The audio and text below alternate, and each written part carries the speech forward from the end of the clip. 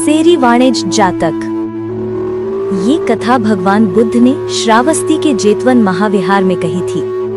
एक बार पहले की तरह एक भिक्षु ने ध्यान और साधना छोड़ दी थी। भिक्षुओं ने उसे बुद्ध के पास लाकर कहा, भंते, इस भिक्षु ने सत्य धर्म का अभ्यास बीच में छोड़ दिया।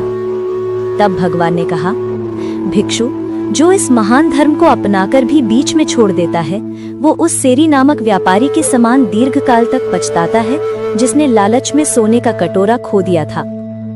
भिक्षुओं ने विनम्रता से पूछा, भगवान, ये कौन सी कथा है?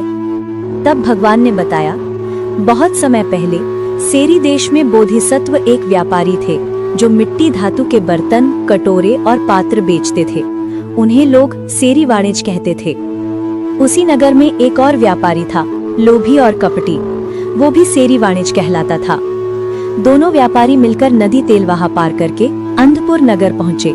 दोनों ने आपस में समझौता किया, तू अपने हिस्से की गलियां ले, मैं अपने हिस्से की, और वे अलग अलग दिशाओं में बर्तन बेचने निकले।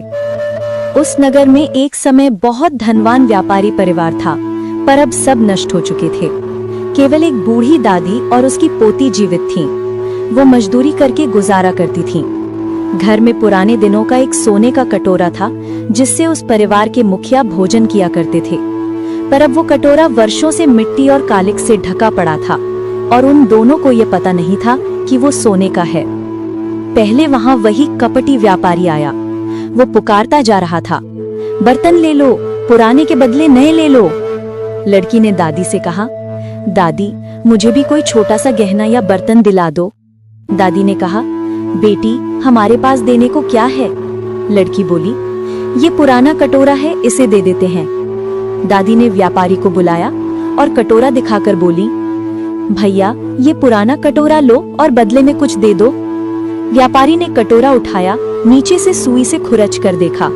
वो असली सोना था। वो मन में बोला, ये तो लाखों का है, पर अगर मैं इन्हें बताऊं तो कुछ मांग लेंगी, क्यों ना इन्हें मूर्ख बनाऊं। फिर बोला, ये तो आधे पैसे का भी नहीं, और क्रोध का अभिनय करते हुए कटोरा जमीन पर फेंका और घर से बाहर निकल गया। थोड़ी देर बाद बोधिसत्व सेरी वाणिज्य भी उसी गली में आया। वो पुकार रहा था, बर्तन ले लो, बर्तन ले लो। लड़की ने फिर कहा, दादी, उस पहले वाले ने तो हमें डांटा था। ये व्यक्ति तो अच्छा और नम्र लगता है, इसे बुलाइए। दादी ने कहा, बेटी, अब देने को कुछ नहीं। लड़की बोली, वही कटोरा तो दे देते हैं। उन्होंने बोधिसत्व को अंदर बुलाया और कटोरा दिखाया। बोधिसत्व ने जैसे ही देखा, उन्हें समझ आया कि ये शुद्ध सोना है।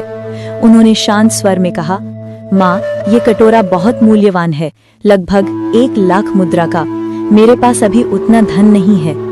बूढ़ी दादी बोली, बेटे, पहले व्यापारी ने कहा कि ये आधे पैसे का भी नहीं। शायद तुम्हारे सदाचार से ये सोना बन गया है। तुम ले लो, हमें जो ठीक लगे दे दो। बोधिसत्व ने अपने पास की सारी धनराशि, 500 स्वर्ण मुद्राएं और उतना ही माल उन्हें दे दिया। केवल अपनी तुला, थैली और 8 सिक्के अपने पास रखे नाव पर बैठा और तुरंत नदी पार करने चला गया। थोड़ी देर बाद वही लोभी व्यापारी वापस आया।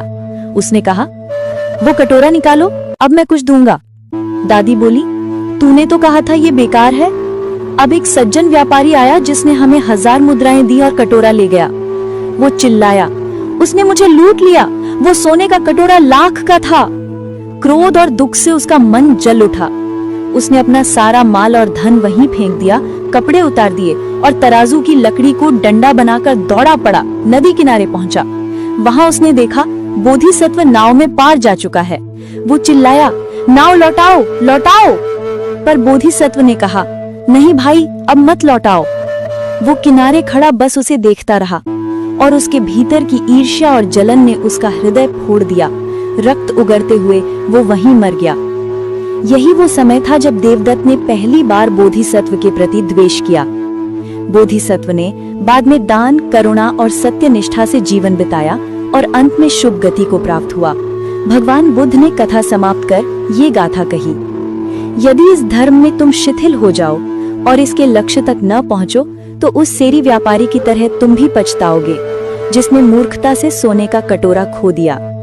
ये कहकर बुद्ध ने 4 आर्य सत्य का उपदेश दिया और वही निराश भिक्षु अरहत्व फल को प्राप्त हुआ। उस समय का मूर्ख व्यापारी देवदत्त था और वो ईमानदार व्यापारी मैं स्वयं था।